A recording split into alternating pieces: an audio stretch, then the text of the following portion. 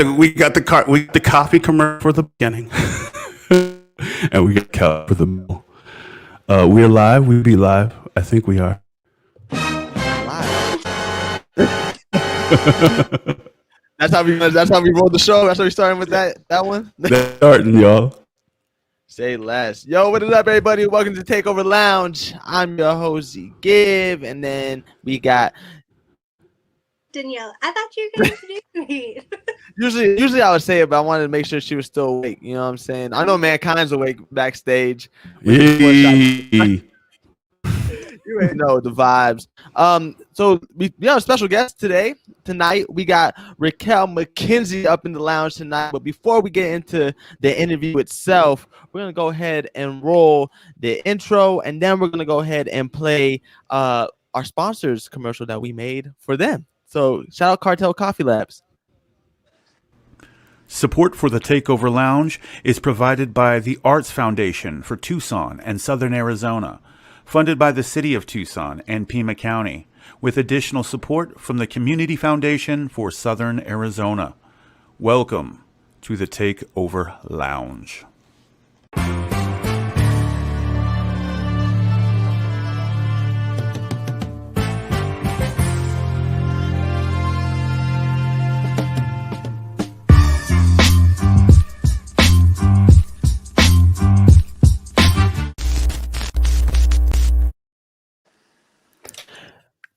Oh, what is up?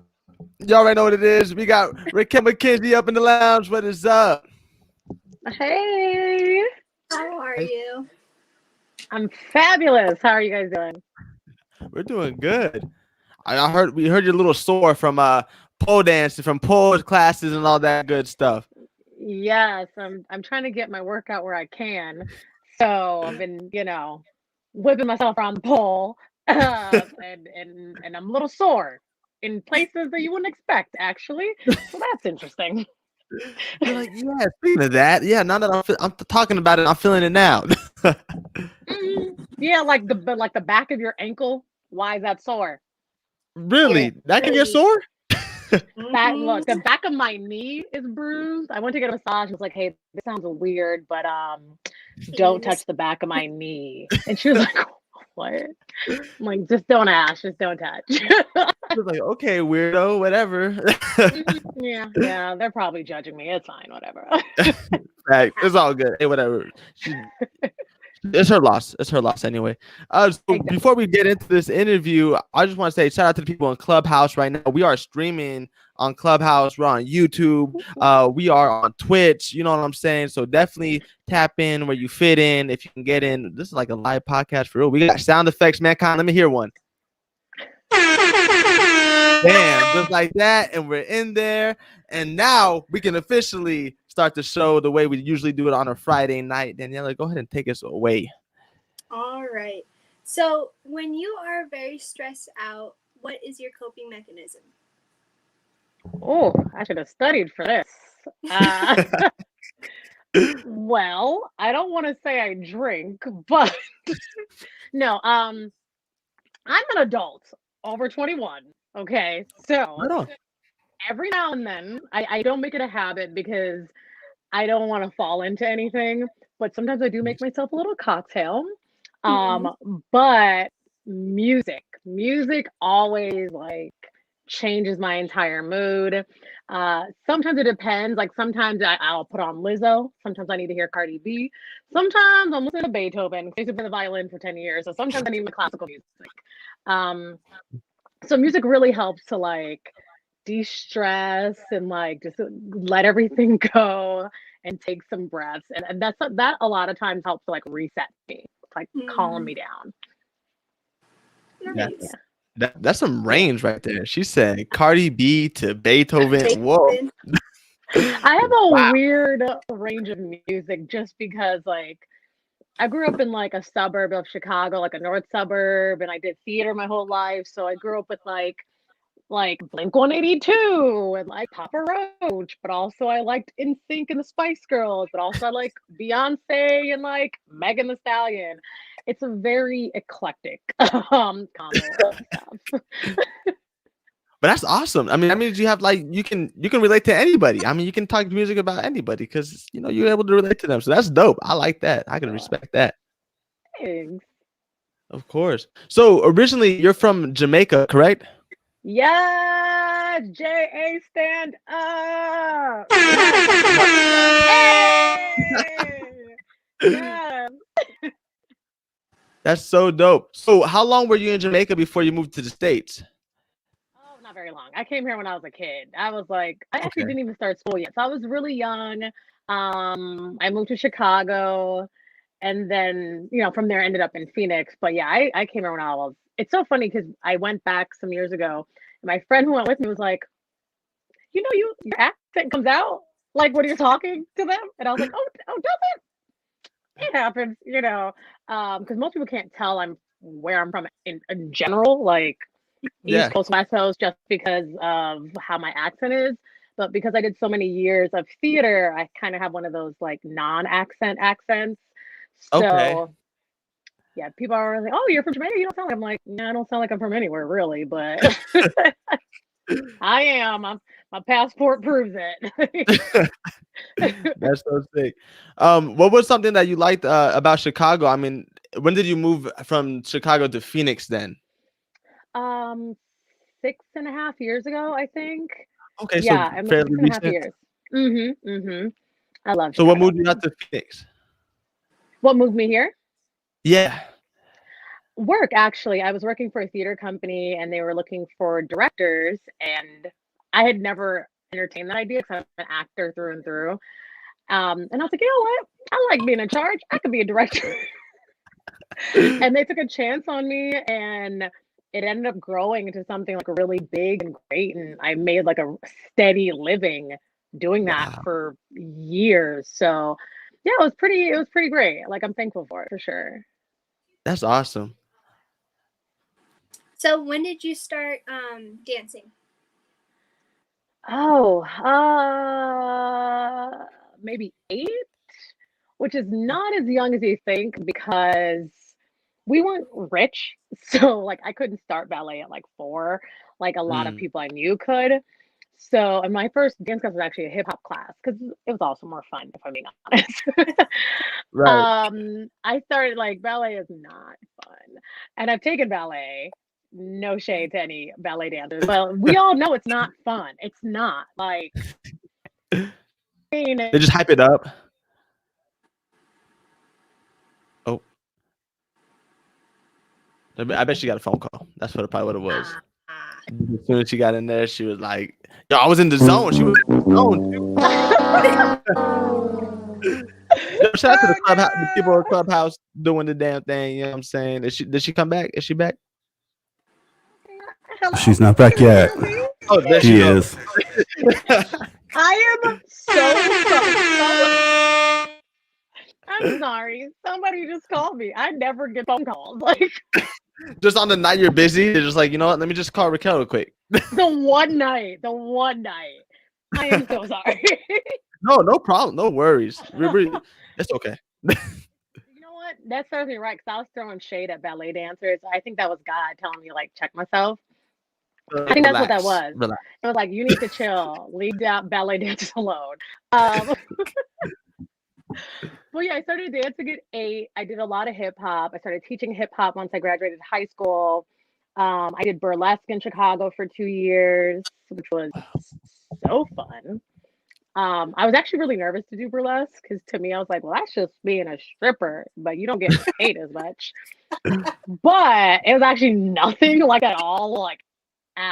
And so I'm glad I didn't let whatever my mind concocted like deter me from doing that, because it ended up being amazing. I met great people. I got featured in magazines. Like, it was just a really cool like experience. So I haven't done any heavy dancing since I've moved here. So I've been mostly like acting, a lot of my poetry, things like that. But dances definitely will always be a part of me. My mom was a dancer. She danced with the Alvin Ailey dancers. So it's definitely my blood. Yeah. Wow. Dang, that surprised Daniela right there. She had like that's the wow. That is her wow face, ladies and gentlemen. Is it? we had Tora on here last week, and she said she met The Rock, and then Daniela's face did the exact same thing with just more emphasis. It was just wow.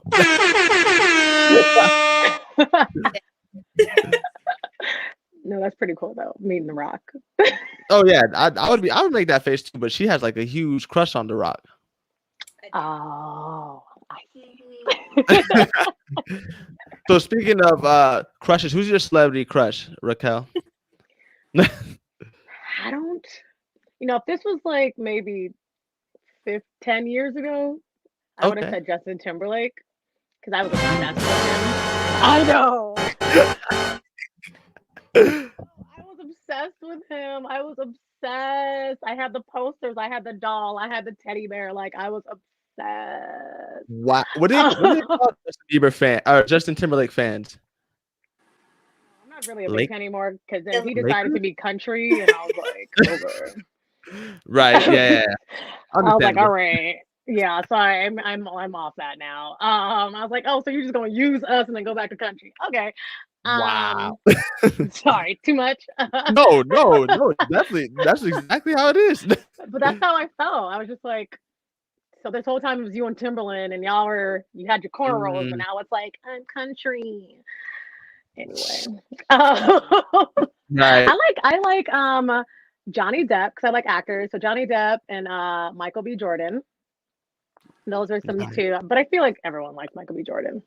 I mean, if you don't like Michael B. Jordan, I mean, like there might be something a little wrong. I don't know. That's true. That's true. He's a good-looking fella. No, he definitely is. I agree. I can definitely. Yes, I can see why he appeals to women. You're keeping it honest. I like that. Exactly. You got to keep it 100 on the show. Oh, I get. Does that mean it's time for the question, the epic question? No, that means Michael B. Jordan is a Superman. Oh, okay. Okay, or Killmonger, whatever you would like. Easy, bro. True. Yeah. So how has COVID affected like your occupation? I mean, I feel like I didn't do a good intro for you. We have Racquel McKenzie up in here. She is an actor, a model, a creator, director. She does it all, ladies and gentlemen. A world traveler. Like, oh my gosh. See, that's how it should have started. So yes, that's how you should have started. Exactly. She's like, yeah, that was a little weak. The first intro was a little weak, but again, I had to give you take a shot. You know what I'm saying? So, how has COVID affected you during this time? It's been really rough because last year I was like, everyone's like 2020, perfect vision. Let's go. Okay, it's the 20s again. Let's do this. So, I had set up myself to like go after goals that I was too afraid to before, audition for companies that I was like, I don't know if they're gonna like me. And I was like, screw if they like me or not. I'm just gonna do it anyway. And that's how I felt. And but then like as I started booking things, then things started just disappearing. I'd get emails every day, phone calls. Hey, we have to cancel the show. I had fashion shows lined up. I just had so many things. And they just got, I know, it was real depressing there for a moment. I knew things were bad. Like at first I was like, okay, it's fine. We're going to be okay. I knew things were bad when Broadway shut down. Because Broadway, even Broadway in Chicago, like I'm like, that doesn't shut down. So right.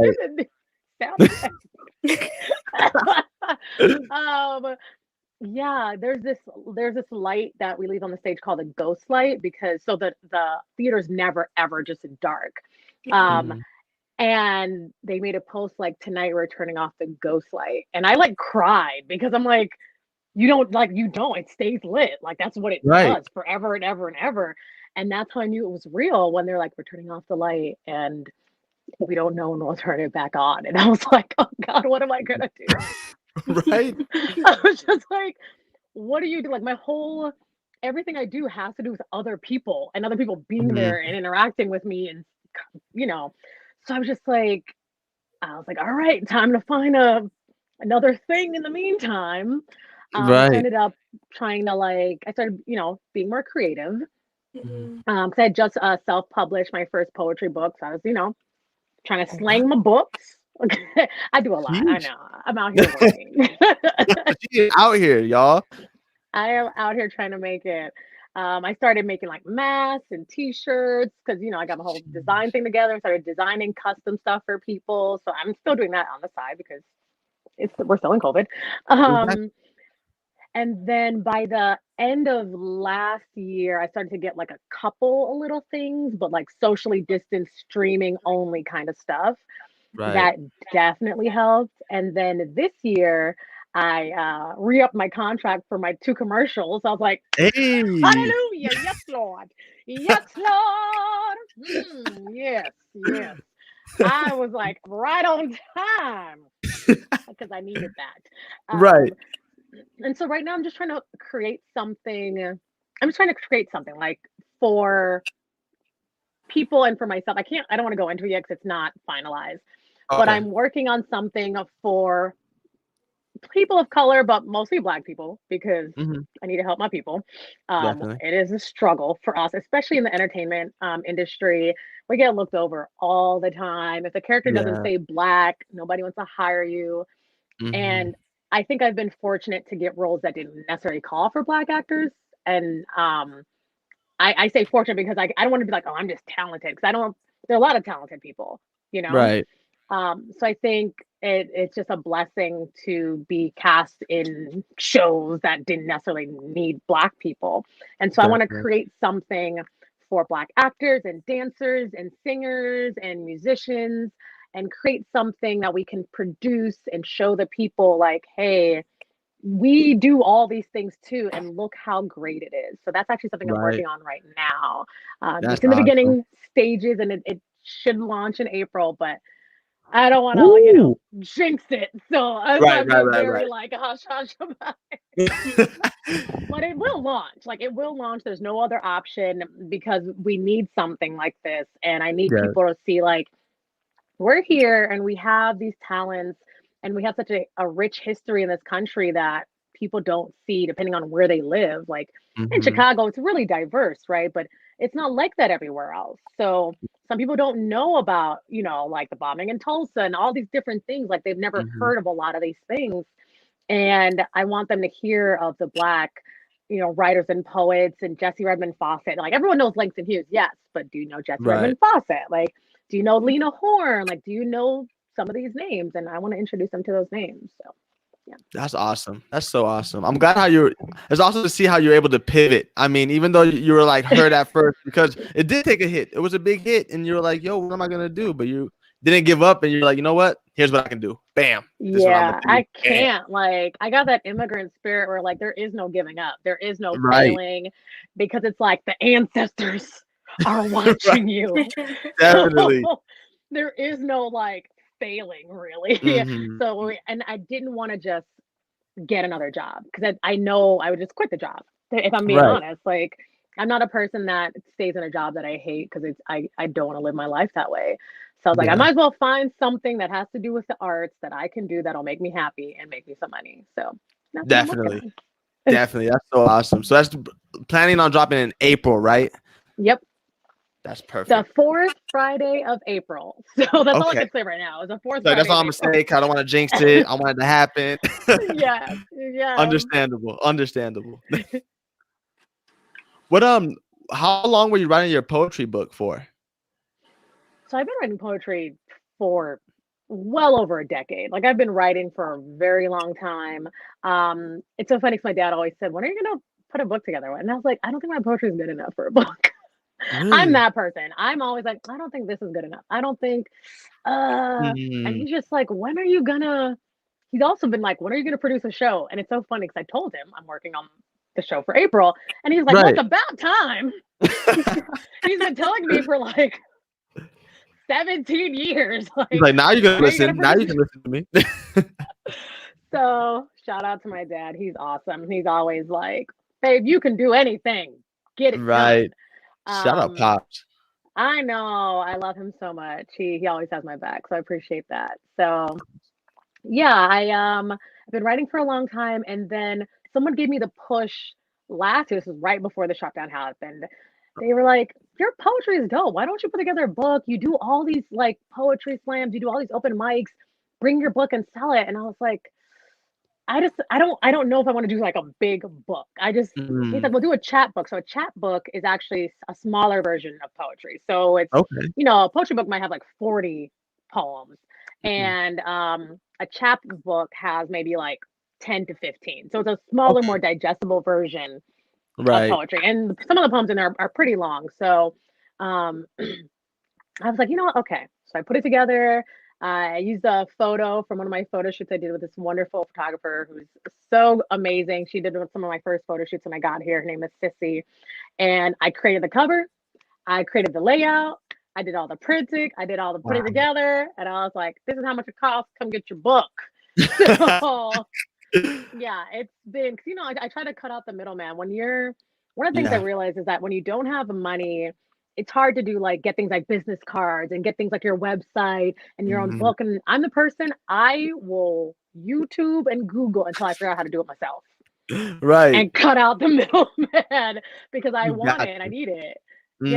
So yeah, I'm very proud of it. I did it not, I don't want to say alone, because I have people that obviously were rooting for me, and I wouldn't have done it without them. But I crafted it myself, and I'm really proud of that. That's so cool. That's awesome. Was it what was the experience like for you? I mean, you said it was a good feeling, but was it kind of daunting at times where you're like, oh my gosh, I got to do this and that? What? It was you mean as far as the book? Right. Yeah. Yeah. It was the scariest part was having people read something so personal. And a lot of my poetry is performance poetry. So it's not always the best to just sit and read it on paper. You need to hear the words and see the feeling and see it on its feet. And I was like, are people going to get this by reading it? Are they going to get it? Are they going to get me? Do they understand what I'm going for? And I was just like, well, art's subjective no matter what. So some people get you and some people won't. So you might as well just do it. That was the hardest thing for me to get over. It's like, oh, I don't want anyone to judge me. I don't, they're gonna be like, oh, who's this poem about? Oh, what's this about? Right. Luckily I haven't had any of that. That's good. At all. That's good. It's all stuff in your head. It's always your brain telling you stuff that's not true. Exactly. There we go. I was waiting for that. This sounds Yep. So that was definitely the most daunting part about it, for sure. Well, it was definitely a risk, and the reward was greater than the risk. So that's awesome. Yeah, thank you. Still available, by the way. Hit your girl up. Oh, plug that. Look, I'm always I always tell people, I'm like, look, hit my DMs. You're like, hey, I want to support you and buy a book. I will send it straight to you and I'll sign it. So I remember it. There you go. Yep, exactly. It's got to be like that. Yes. I decided this year I'm going to be shameless. Last year I was like, oh, I don't want to bother anyone. I don't want them to think I'm bothering them. And this year I saw somebody post on Instagram. They're like, Fashionova sent me 10 emails today. Go promote your stuff, sis. And I was like, you're right.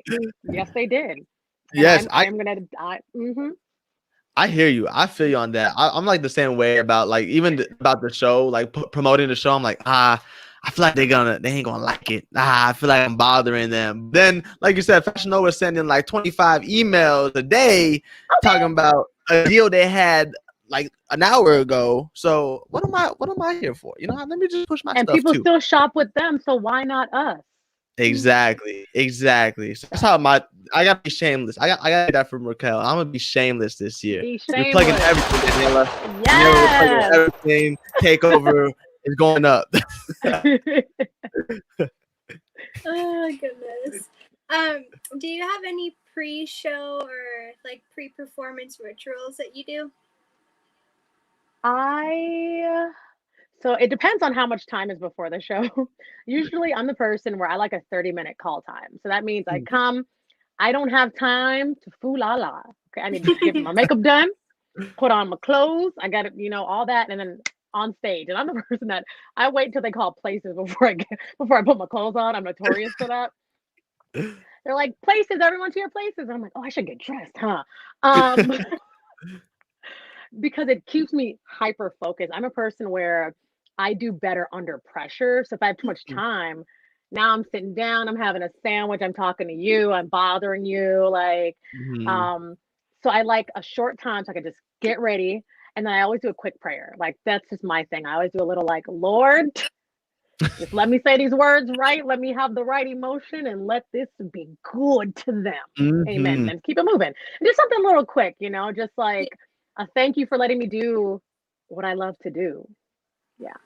That's I do that before every show. Yeah. Nice.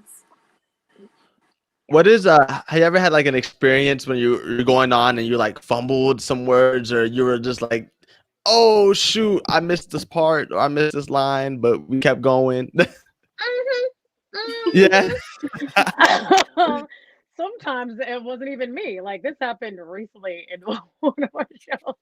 I think it was actually a dress rehearsal, but it was like an audience got to watch it, and there was a pause, and I was like, something's wrong. Because you know when you work with your partner, you know something is wrong. And I was like, oh Lord, what's the next line? And I just said the first thing that came to my head, and we had skipped like a whole page. My goodness. But no one knew because they don't know the show. Like, that's the good part. No one knew, except for the person who was like, hey, my lines got skipped because they skipped my part. Sorry. I couldn't remember your part. Like, what about me, y'all? I know that doesn't happen often. The one time I forgot a line though during an actual show, oh God, I still can't live this down. And I was in college and I was a sophomore, so that was a long. Well, let me not say long. I don't want you to know how old I am, but it was some time ago, and I was doing a Christmas story. A Christmas, yeah. Is that the one with the little boy and they're like, "Yo, shoot your eye out," like Ralphie? Yeah. Okay. I played the teacher, Miss Shields, and there's a part in the play where she's talking about themes, like themes of your essay and themes, and I'm the only one on stage, so I get to like be as elaborate and big as I want. I go to the chalkboard and I write themes, and I turn around and I'm like, "That's my line." Like,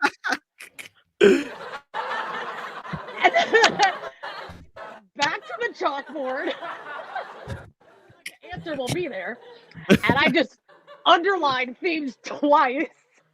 Turned back around, and I'm like, "Oh, there we go." And I remember, to me, it felt like forever. But someone was like, "Oh, did you forget a line?" And I was like, "Yeah." Did you? I was like, "Do you see?" And they're like, "I don't. When was it? When did you forget?" I'm like, "There was like a minute of silence on stage," and they're like, "No, there wasn't. That was in your head." Yeah. But I definitely paused, and I died a little inside. I'm not gonna lie. Right? I mean, I could just picture that feeling. It's just like when dead air, it feels like 30 minutes, and you're like, oh, I messed up. But like to everybody else, it's like maybe a second or 2 seconds, and they're like, oh, we didn't even. Oh, okay. Like, that's exactly what it was.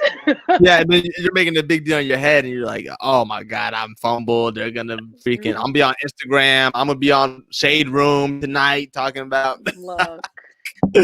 Crazy. Yeah. So what got you into musical theater? You know, I started doing a theater when I was like, God, I think the first play I ever did was like 5 or something like that. Okay. I don't remember it, but I have all the photos. The first one I can remember was when I was 8. So what is that? I don't know what grade that is, but that's when I started playing the violin, and that's when they started letting the kids be a part of the show, because you're at an age where you can like kind of remember words and things like that. Right. So I think one of the first shows I did was like Mary Poppins or something, and I was just like a chimney sweep. I'll do my little tumbles and like things like that. And that really, I just remember I loved being on stage. I loved, even though I used to get so nervous back then, I don't get as nervous now, but I used to get so nervous. But I love just being on that stage under the lights, like singing and dancing or whatever it is, and just having people be like, look at me. Right. Exactly. I feel like that too. I could feel like that too. It's nice. It's not for everyone, because it could be like kind of crazy because people are staring at you, like they're watching you. But when you love it so much, you just want to be great. So you're gonna try your best just to be great for all those people. So that's like the best part. Perfect. That's awesome. What I was gonna ask you, what made you what made you get comfortable with modeling? Because like you said, people are staring at you, but like in theater, you're talking, acting, you're flamboyant, you're doing gestures. But when you're modeling, I mean, for the most part, you're straight face, you're walking down the runway with just eyes on you. How does that make you feel? How did you get comfortable to that feeling? I've always been into fashion. Even when I was younger, I used to have this little white faux fur coat when I was like 6. Like I was always here for a faux fur. So I remember someone telling me on multiple occasions, like, you strut when you walk like down the street, like you strut. And I was like, and and I remember also growing up watching America's Next Top Model with my mom and like always like picking out who we thought would do this and like all the like weird, crazy things they would do and what interesting things made a model and how they're like, well, you need to act. This is also acting. You can't just be dead face in front of a camera. I was like, I can act. Like I can do that. Right. And so I like finally like I did a little bit here and there. And then finally some years ago, I was like, you know what? It's time for me to take this seriously because my mom used to say, don't be a jack of all trades and a master of none. And because I was a kid that debate team, student council, violin, dance team, I sang, drama, like I did all the things. Did you sleep? No. Actually, no. I remember there was a point where in high school, once I got to high school, and this happened for a long time, start from like elementary all the way to high school. And I remember my mom like would not let me do this show. And I was so mad. I was like, I hate you. I hate you. But she realized that I was burnt out. I remember just falling asleep randomly. I just like fell asleep. And she was like, you want to do the show, but you can't even stay awake. Like you need to get your health together. Because I'm the person that likes to push themselves and do like 10 things at once. So right. I'm trying to still learn that lesson, to be honest with you. I'm still trying to learn that because I'm always like, I'm bored. I need something to do. Yeah. So I'm like, so I decided to like focus on, like acting and like, musical theater. And then I was like, you know what? I think I've mastered that. I think I want to move on to modeling now. So I can master that. And I always wear heels. Like I'm a girl that grew up in heels. I can remember being 12, walking down the hallway in like a blazer and heels. Sheesh. And I was just like, and I remember this is a funny story. I think I saw someone like running, and I was like, "Don't run!" And they're like, "Oh, sorry." And they're like, "Racquel." And I was like, "Oh, sorry." People would think I was like a teacher, so I'd just be like in my heels and my blazer, like walking down the hall. And the sound of the heels too. They're like, "Yep, that's a teacher for sure." Yeah, that was just always been the only thing about modeling. It's not the people watching you; it's the competition. I put that in quotes because you're kind of competing, but you're kind of not. It's the people that are always like taller than you, skinnier than you, whiter than you. Right. I didn't know how to say that, but like sometimes people don't like to hire black models. Let's just be real. Let's call it what it is. Yeah. Okay. Yeah. People love a blonde. They love a blonde, honey. They love a blonde. They love a blonde. I might go blonde. And slowly we're like demanding more representation and we're demanding to be heard and seen and things like that. But that's usually the hard part. It's seeing other models that maybe have a different body. It's like with a dance, I grew up dancing. And another reason why I stayed out of ballet is because there is a kind of sickness that goes with this business. And actually in acting too, I've had friends that were bigger that didn't get roles because they were bigger. And at the time that was just normal. It was just like, oh, that's just how it is. And now we're like, oh, I guess that shouldn't have been how that shouldn't have been, but that's just how the industry was at that time. And so you're always like, I remember counting calories like before I even got to high school. And I'm like, for what reason? And I was tiny. Like, Mm. what am I counting a calorie for? And so now it gets harder because you basically are saying, hey, judge me so I can either be in your show or play this part or whatever you're Right. saying, judge me. So it is difficult because you want to be so good, but you have to keep a balance of like, is this what I'm doing healthy? Like, Mm. do I Mhm. need to eat this little every Right. day? And I've definitely been through that where like I wasn't eating a lot. I mean, I was never like anorexic because I'm Jamaican. So I like food, I like my rice. Okay. So I'm not Right. gonna go that far. But I would be like, okay, so I had a half a cup of rice. Let me write down that's okay, 68 calories. Um, and even to this day, sometimes I have to like fight off doing that, especially after COVID. Because last year, let me tell you, I gained some weight. Okay. Right. Right. It's rough. And I've been very hard on myself. But it's so funny because I had a friend that was like, she's like, you gained weight where? You're smaller than me. And it's like, you always have to look at perspective. To me, I'm like, oh, I gained so much weight. No one's going to want to hire me. Like, I don't look good. And someone else is Mm. probably like, man, I wish I was Raquel's weight because she's getting hired. She's getting Right. this. So you have to like go a little easier on yourself and not compare yourself to other people because I know people that they are skinny and tall. And then it turns out they're bulimic. And I didn't know that. Mm.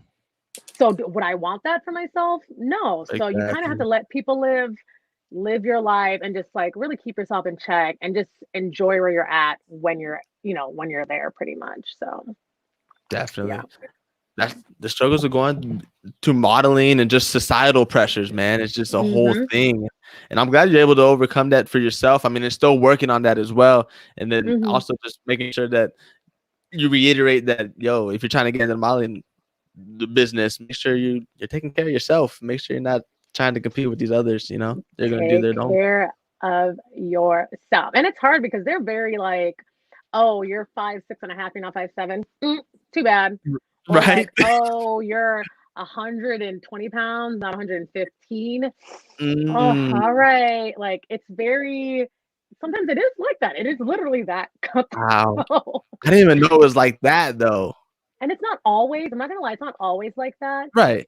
but it is sometimes. And you're like, dang, I gotta like lose more weight. Like I'm already Mm, not really I'm working out all the time. I'm not really like eating as much. Or I have a friend who also models and she always talks about and she always says that and it makes me so sad. I don't think I've told her that, but it makes me sad. She always says she's the before and I'm the after because she has crooked teeth. Aw. mm, And she doesn't get a lot. She can't get like an agent to represent her. She doesn't always book a lot of stuff because of that specifically. mm, And I'm like, it's so crazy because I'm like, man, her stomach is flat. And I'm like, God, I wish I just had her like body, her stomach be flat, her booty be poking out. Like, I just want to look like her. mm, And she's like, but you be booking stuff because you have a nice smile and a pretty face. Like, and I'm like, mm. yeah, I need to just, and we all have our struggles. So it makes Definitely. no sense to compare yourself to anyone else. Like, stay in your own lane, keep looking forward, and just meet your goals in your own time. Facts. That's the fact sound effects too, right there. That's when you drop Yeah. the fact. So before we get into this break, we gotta ask our special question that Daniela will ask.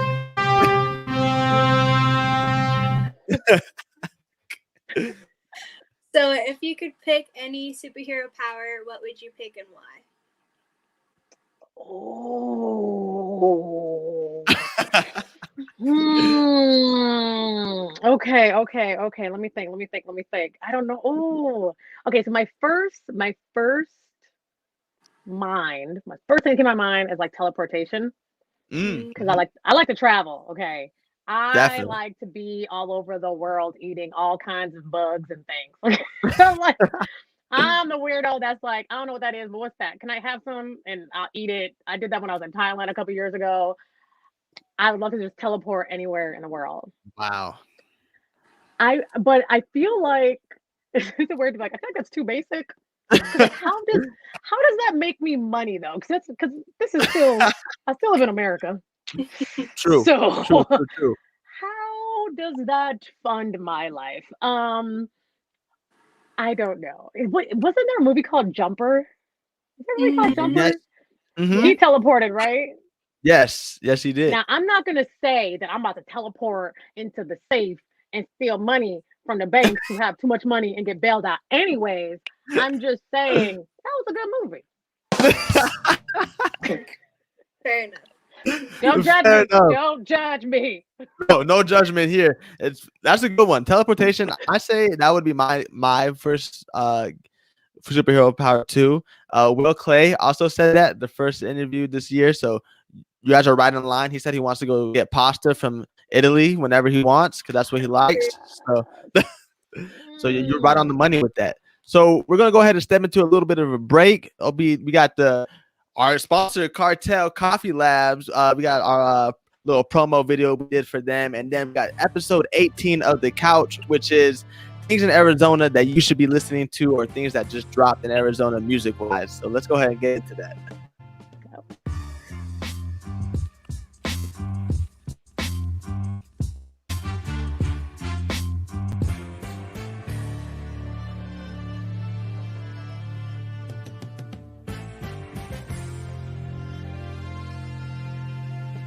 Cartel Coffee Lab is the place to get coffee, especially if you are in Arizona. They have locations in Tucson and in Phoenix. The specific location is the downtown spot in Tucson. This is definitely the place to come to for a first date, you know what I'm saying, or even to crank out some work or hold a little meeting. Now let's say you aren't into coffee like that. Well, you're just in luck because they have other options, like their teas. If you were to ask me what I would recommend, I would definitely say the chai tea with a splash of almond milk will do wonders. It's absolute fire. You can find links to Cartel Coffee Lab on our website, takeoverlounge.com. Thank you, Cartel, for sponsoring Takeover Lounge.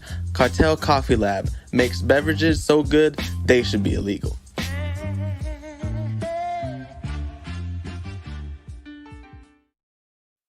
It's Thursday, so y'all know what time it is. It's chic. It felt so nice, I had to do it twice. Couch time, episode 18. Let's get into it.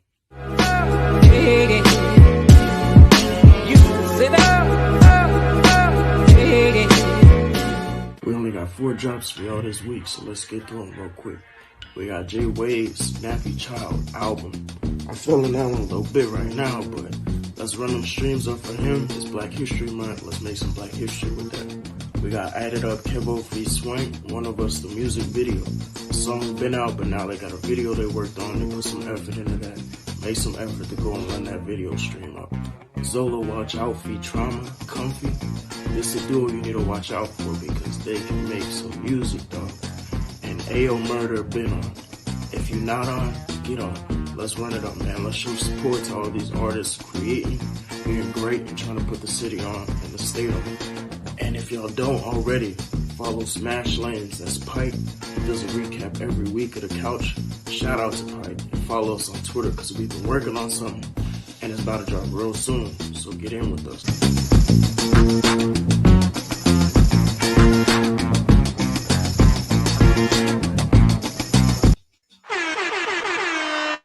Yo, what is up, everybody? Welcome back to the Takeover Lounge. We are still with Racquel McKenzie doing it up this Friday. You know what it is.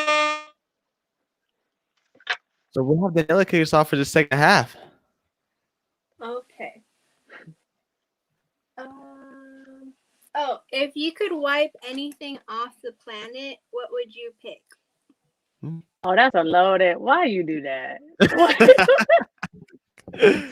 Oh Lord, they might be watching. They might be watching. You sound I already effects, know what I want to say. The first thing that came to my mind, I was like, "Oh no, don't say that," because we don't know who's watching this. Okay, if I could wipe one thing off the planet, what would I wipe? Can we just go with racist? Can I just wipe a group of people? Is that a thing? How about that? The crowd's with that. I want to wipe all the people that be hating people because of their skin color. Let's just poof, like the genie just gone. I don't know where they went, but they're gone now, and I think that so much harm. Definitely. I'm tired of looking over my shoulder. Like I shouldn't have to do that. I shouldn't have to live my life like that. So bye.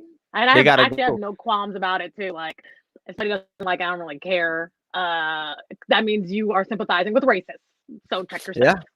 Yeah. They're gone. They're gone. That's what we're talking about. I'm with that. Man. So I want to get into one of your experiences, not with racism, but with being on Good Morning America. How was that? Oh snap! I don't forgot I did that. I mean, yeah, I be on She's TV out and here, stuff. y'all. Yeah, I was walking in or getting ready to walk in a fashion show, and one of the designers was like, "All right, whoever to walk the best, they're gonna get to wear my designs on TV." And so I was like, "Let me walk my life away," and she was like, "You," and I was like, "Yes." So, because I was like, anytime I get to be on TV, like I'm here for it. So, Definitely. being there, it was really chill. Like it was cool meeting everyone and like the performers that were there and oh God, I forgot his name, but he makes all the Ethiopian food. And I go to his place in Tempe. It's really, really good. I just You forgot need to his get a name. name. I want to know. Wait, the name of the restaurant is Cafe Lalibela, I think. Okay. And Anibal. Okay. I don't know if he's watching, but Ethiopian food.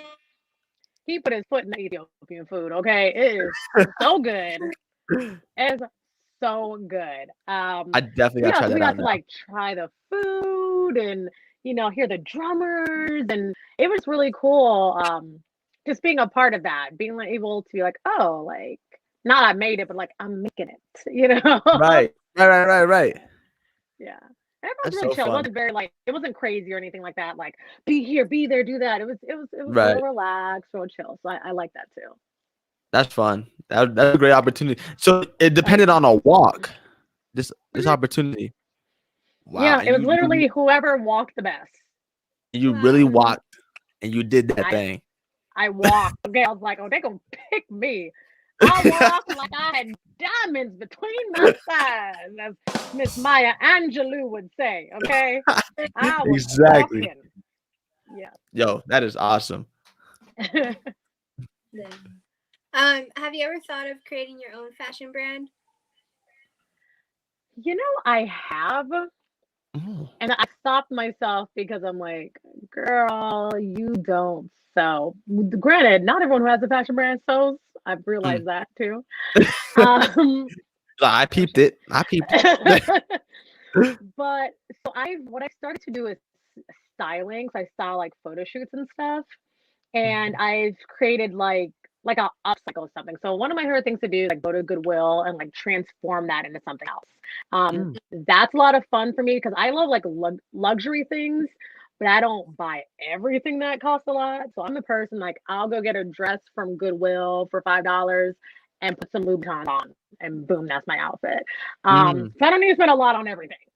Right. So that's kind of like my stylist page is kind of that. It mixes thrifted items with luxury goods, and I'm styling men and women, and I've done a lot of photo shoots now. So that's maybe that could lead into a brand at a point. But I'm walking before I run. So right now that is one of my new focuses. So yeah. Oh, I can't wait for that to happen. That's gonna be sick.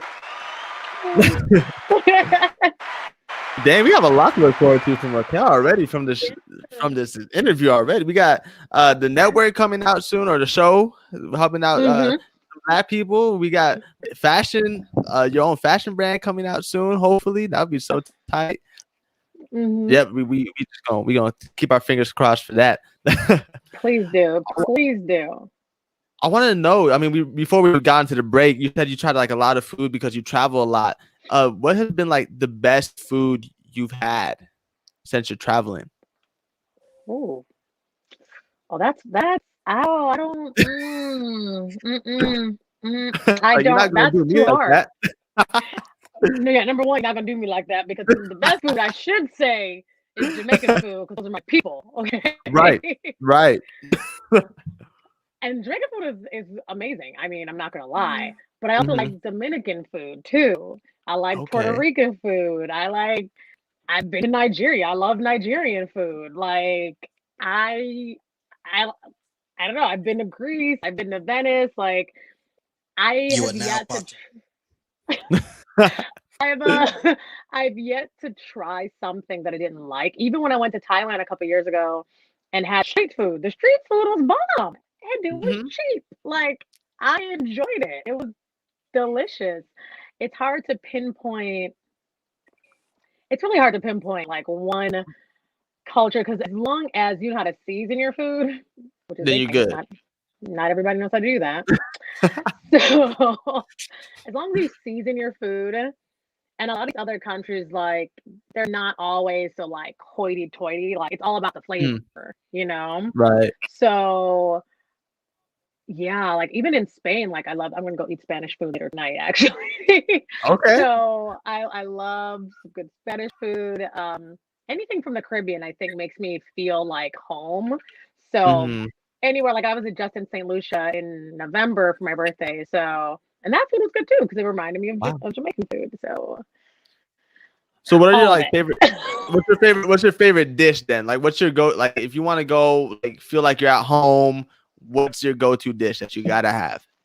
Okay, I don't know if I made so it easier for you. slightly. If I want to feel like Okay, I'm like, just a oh, little this is bit. home. So when I go back home to Chicago, right? I Okay. have my grandma's always. My dad's like, "What do you want your grandma to cook?" I love he volunteers her. He like volunteers her. I'm like, so for breakfast, this is like the national dish of Jamaica is ackee and saltfish with like fried dumpling and fried plantain. I like festival. Personally, festival is like a sweeter dumpling kind of and more cakey. So Okay. that would be for my breakfast. I would eat that for breakfast every day if I could. It is delicious. Okay. It is so good. I also like oxtail, which I'm assuming I didn't realize it was like oxtail is an ox's tail. Is that what that is? I was just to me I was like it's just a name of something. Right. But is it oxtail? But I guess it maybe is. I still don't know. Okay. Okay. Fair enough. All I know is that it's delicious. And it's just you That's get all some you need to bones know, in there, right? you suck the juices off the bone, you get some rice and peas. Oh Lord, I'm hungry now. So I'm gonna be back, y'all. Can we end this now? Can we wrap this up? Right, I'm like, That's awesome. What is one book you've read multiple times? You know, I don't read a lot of books anymore. Not because I don't have the time. Let's be honest, we all have the time now. I do a lot of audiobooks now, but sitting down to read is a pain. But a book that I've read more than once, actually not just more than once, multiple times, and I have 2 copies of it now, is The Bluest Eye by Toni Morrison. She's my favorite writer of all times. I've read almost every single one of her books, and she's brilliant. I first picked up her book in 5th grade. And it's funny. I'm gonna be quick. I'm really long-winded. So y'all gotta cut me off sometimes. No, we like this. We like this. The book is about this little Black girl who doesn't think she's pretty, and she thinks if she gets blue eyes, she'll be pretty. Because all the pretty girls have blue eyes. And spoiler alert, she gets the blue eyes and is not satisfied with her life still. By some magic, she gets the blue eyes, and she's just nothing changes for her. And that book hit me at 11 because I felt the same way. I was like, oh God, I wish I had blue eyes. I was like, oh, I'd just be so pretty. Because I mean, when you're that age, I don't even know if Black Barbies were really a thing. Like they were like, oh, you could get one, but you know, like that's not what you saw on TV. Like pretty was blonde hair, blue eyes, light skin, you know, the girl next door, everything was about that. So I was like, oh, if I could just be that.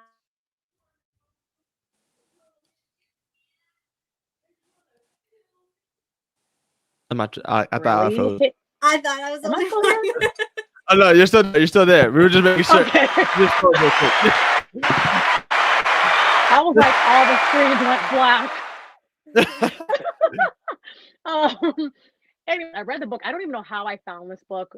I feel like it found me. I know that sounds so corny, but the fact that I had this feeling and then I magically found this book that was about the exact thing that I was going through. And when she got her blue eyes and still wasn't satisfied, I was like, oh, so yeah, I just need to love myself. Like blue eyes aren't gonna make a difference at all. I just need to be happy with me. And that book changed my whole little 11-year-old life. And now I think I'm fabulous most days. That's great. It's funny that you mentioned that, like the blue eyes, that you would feel prettier if you had blue eyes. Because I remember my little sister when she was like 8, she was like, "Well, I want my hair straight because all my friends have their hair straight." And my dad was like, "Okay, well, cool, we'll get your hair straight in like this one time, just see how you like it." And like she just kept wanting to have it straight. And my dad was like, "You have beautiful curly hair. Like the white girls wish they had curly hair like curly you." hair. And she was like, now she's starting to soon realize that, oh, I love my curls. I could rock this thing. Like she has a little pin that says "Don't touch my crown," and it's a big curly fro thing, and she has it on her backpack. It's a whole thing. So I definitely want to introduce that book to her for sure. I think she'd love to read it or listen to it. Definitely should. And it's so funny because I read it again because I was dating someone and his niece was feeling the same kind of way. She didn't feel beautiful. And she was a very young girl and she wasn't really in touch with her black side, just her Mexican side. And she was a little bit darker and she was just not. And I started reading the book. I was like, okay, their book is a little it's a little PG-13. Right. It's for a mature person. Cause like it's not like raunchy, but they do mention like, I don't know, can I say rape? Can I say that word? Yeah. They do mention rape in the book because it takes place a long time ago. Not that that's not something that happens now, but so it is for a mature reader. And so, she may have questions. So I want to preface it with like, she may have no, definitely. I'm gonna hand that off to my dad. I'm like, yo, here's a book. There you go. That's all I'm gonna give you. There you go. But it does help with like loving yourself, and I think it's important for little black girls and little mixed girls and little just brown skinned girls with their curly hair to just like love it no matter what it looks like. Like it doesn't have to be a certain kind of curl, or you don't have to be a certain kind of brown. Like just love you because there is no you, boo. You the only one. That's it. Exactly. I love that a lot. So before we let you go, I want to know, who do you want to collaborate with? Like anybody in the world, who would you want to collaborate with? Oh, I don't. I'm like, I don't. You know who? Oh God, I want to work with Viola Davis. Wow.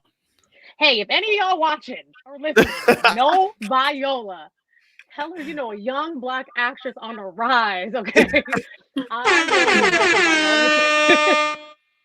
I'm as serious as a heart attack. I will go in there with 10 monologues if I have to. I will sing and dance. I will do whatever needs to be done. I will shave my head. I'll take off my wig and eyelashes on the camera too, Viola, okay? I'll do it. Whatever needs to be done, I'll do it. Because she is a powerhouse. That woman can play a slew of roles, and she's not what people would say is beautiful and leading lady and blah blah, that all that garbage, because she's a darker skinned woman with that thick hair. But I'm like, yes, black woman with your thick hair and your thick lips, okay? I'm like, I love it. I love to see it, and I want to work with her so bad. You got to make that happen. You got to make it happen. Anybody, like she said, anybody in there that can make this happen, make it happen. Make it happen. We all have a cousin that has a friend that knows somebody. Exactly. Make it happen, y'all. Hit my DMs if you know Viola. Say less. Anything you want to promote right now that you want to tell people that to look out for? I mean, you could let them know again. So I was like, wait, can I say that? I'll be announcing things before I sign contracts. I probably should do that, right? Right. Number one, you should follow me on Instagram because that's where I post everything, like everything. It's Kells Broadway, Kellz Broadway, like the street. I post my pole videos too, so you should follow me for those, if nothing else. Let me at least look, reel you in that way. And so there is a project I'm working on that is going to launch in April. I can tell you the name of it. It's called Resurrecting the Renaissance, and Perfect. it has the same feel as the Harlem Renaissance. And Mm, so that's why it's called Resurrecting, because it's 20s again. We're back in the 20s. The Harlem Renaissance was a great time for Black people, for the culture, for music, for jazz, for poetry, for all of that. So we are going to resurrect it. We're bringing it back. So look for that coming the 4th Friday of April. I'll be working up in Flagstaff in June, and I'll be doing wow. 2 Shakespeare shows of them. And I have, I'm also working with Southwest Shakespeare Company. We have a show coming up in April. There's a lot. There's a lot. Wow. Also, my book, Tornado Poetry by your girl, truly, yours truly. So to get any of these things, literally, you can just hit me up on Instagram or Facebook. Do people still Facebook? I don't know. Yeah. But Yeah. if you do hit me up, I have a lot, there's always something going on. So I'd love to keep in touch with people, especially artists, because I'm always looking for artists to hire as well. So, if you sing, you play the trumpet, the saxophone, are you a jazz singer, you do poetry, I'm always looking for people. So yeah. Let her know. Y'all don't pass up on opportunities like that. She giving y'all a little game right there, y'all. Yes, indeed. I was like, and you don't have to be all the way up here to bring people up with you. You just have to be just a step higher. Just keep bringing people every step. Just keep bringing people, and that's what I want to do. So that's awesome. That's so awesome. So you all can follow us at the Lounge Takeover, and don't forget we are partnered with Black Renaissance this month of February. We have one last interview with Black Ren. We have Fiona coming on next week, another influential Black woman in Tucson, doing it up for us in Arizona. So she'll be on the lounge next week. Shout out Miss Racquel coming into the lounge and doing her thing tonight. You can follow her. You can follow me at Z__GIV. You can follow Daniela at Danny Real Takeover. And we'll see y'all here next Friday, 8 p.m. for Fiona. We'll see y'all then, man. Have a good night. Bye. Don't go anywhere, Kells. I'm still here.